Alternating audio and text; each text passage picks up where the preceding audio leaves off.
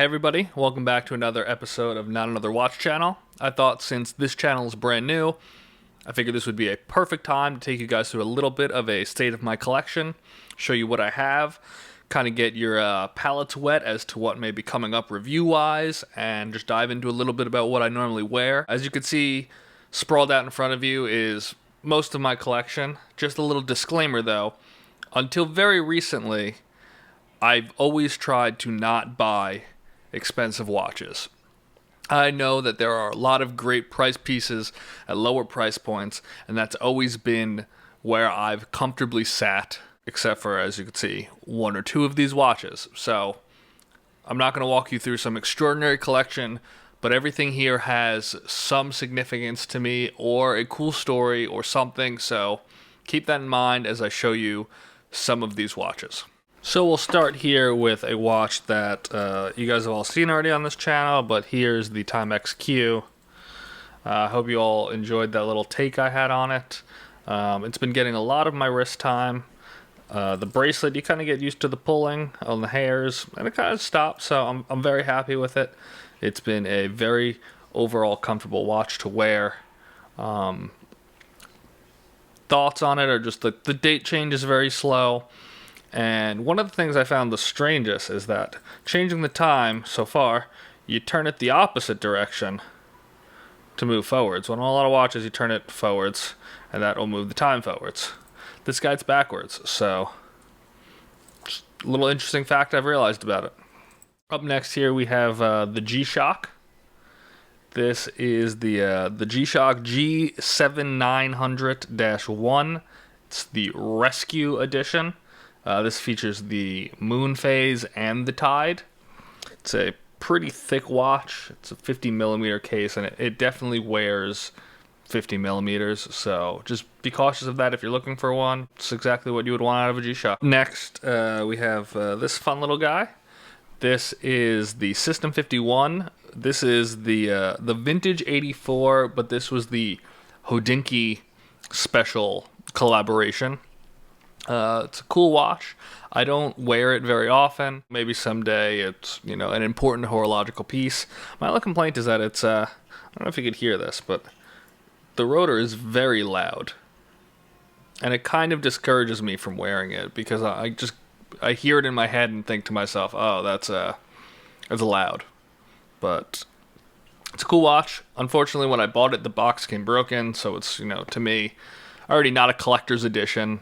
So I just wear it and enjoy it, and it's a nice, non-expensive, well-made mechanical watch.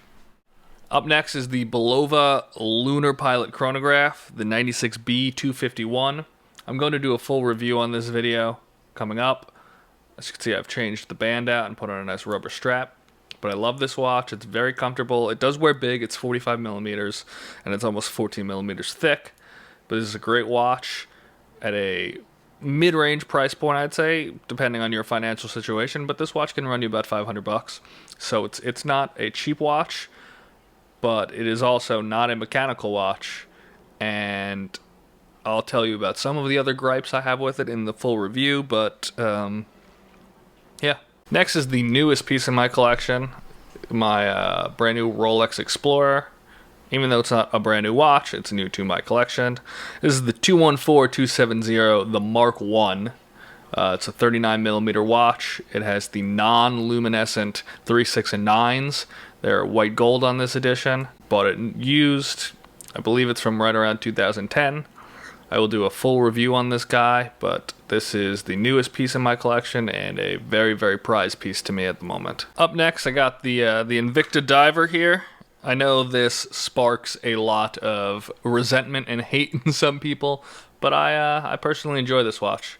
I think it, for a cheap mechanical watch, time-wise, it runs much better than the next watch I'm going to show you, which I'm sure a lot of people here will be disappointed to know or already know.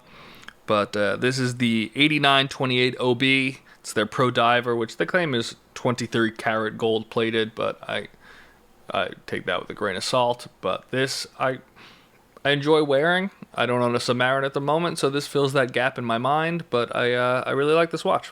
Up next is the SKX. This is the 007k edition, the Korean. This is the watch that I said that my Invicta runs better time with. And it does by a substantial amount. I don't know if my SKX is just not the best, but I put it on a little oyster bracelet because I thought it looked a little nicer that way. But the Jubilee bracelet it comes with is, quite nice.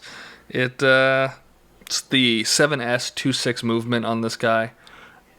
Discontinued watch according to most people, so happy I have one.